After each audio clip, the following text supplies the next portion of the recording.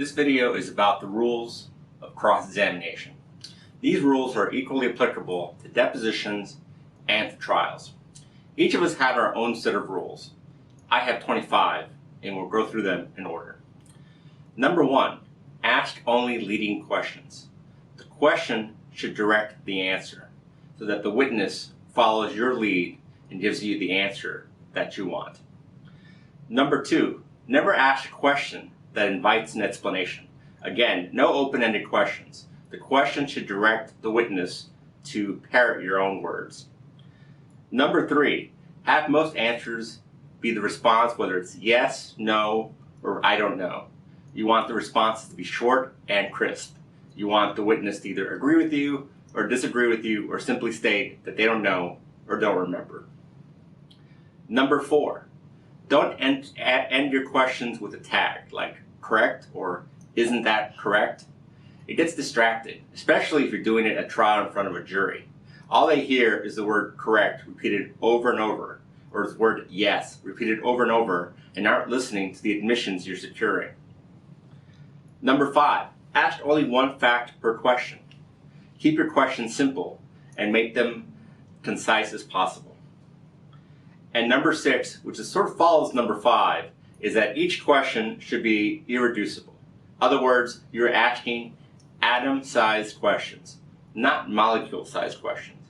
If a question can be reduced even further, do so. Number 7, have each question build on the last and lead into the next. You're trying to create a pattern and get the witness to follow you down a certain road you're creating or leading him down. Number 8, cover every favorable question in a given topic. You want to get all the admissions on a given topic before moving on to the next topic.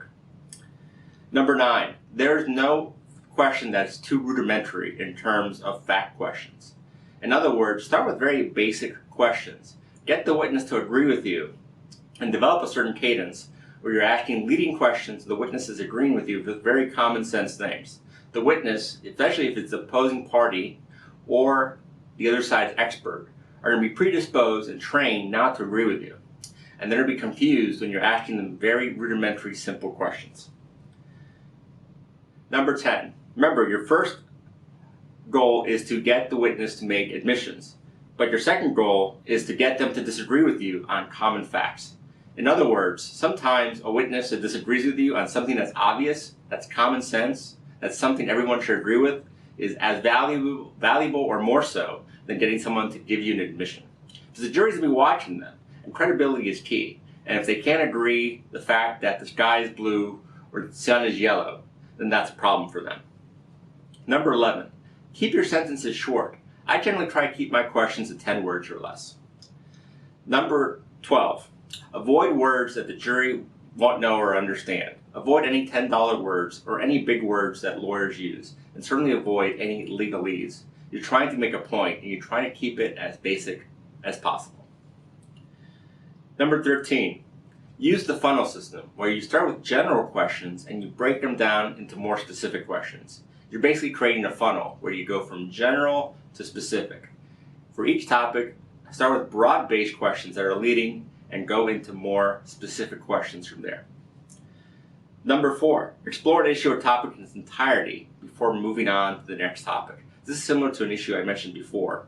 When you're funneling someone, you want to cover all the topics or questions in that area before proceeding on to the next area. Number 15, when you're cross-examining a witness, especially at trial, start with the issue of bias. Try to develop that the witness is biased against you and in favor of the opposing party. The witness may be a family member, they may have some financial interest, they may be an expert, and therefore they're paid to give certain testimony. Always create bias first, because you want the jury to see their testimony through the prism of the fact that they are biased against you and in favor of the other side. Number 16, when you cross-examine at trial, you start with your most important position, generally which is bias, and then you end with your second strongest argument or issue. And that way you start strong and you finish strong. Number 17, we all have heard about impeachment, and impeachment's important, but only impeach on significant issues. Don't impeach witnesses at trial on minor issues. They'll seem and it'll appear as though you're coming across as petty, that you're harping on the witness. Number 18.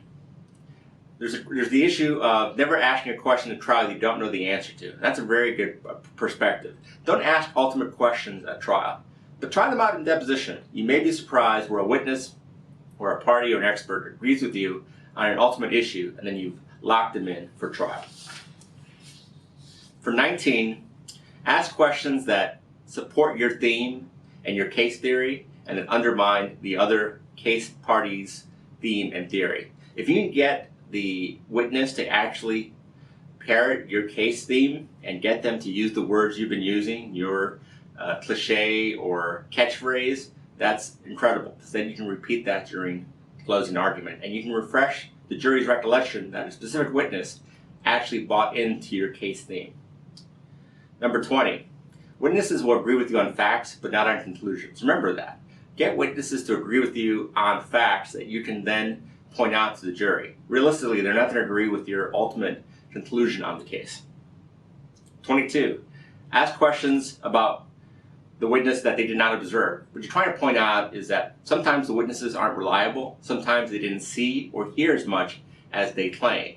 And if you can limit their vantage point, limit how much time they were at a scene of the accident, limit what they were actually seeing, perhaps show that they were distracted, they were looking somewhere else or listening to someone else, then you undermine and you decrease their role and impact of their testimony and at trial. 23. If you have evidence that you believe that will force a witness to tell the truth, commit the witness to the lie first. In other words, if you know you can get a witness lying because you ultimately have them on video, surveillance, or something they've written, instead of showing it to them and getting them to agree with you, try to commit them to the lie and then confront them with the truth, where they're going to have to backpedal. Making a witness look like a liar is incredible and it's very impactful on a jury. 24. Secure all prior admissions made by the witness. Secure any videos, any statements, any medical records, any information where the witness is given a statement that is in fact an admission, so that you can pin them down on that admission. And number 25, which is probably the most important rule, if you're arguing with a witness, you're losing. Don't argue with the witness. Know what you can get from a witness. When you prepare cross-examination, take your time and develop questions where you will get the type of answers that you want. Remember, leading questions, one fact per question, one question leads into the next, and you're trying to get admissions on your own terms.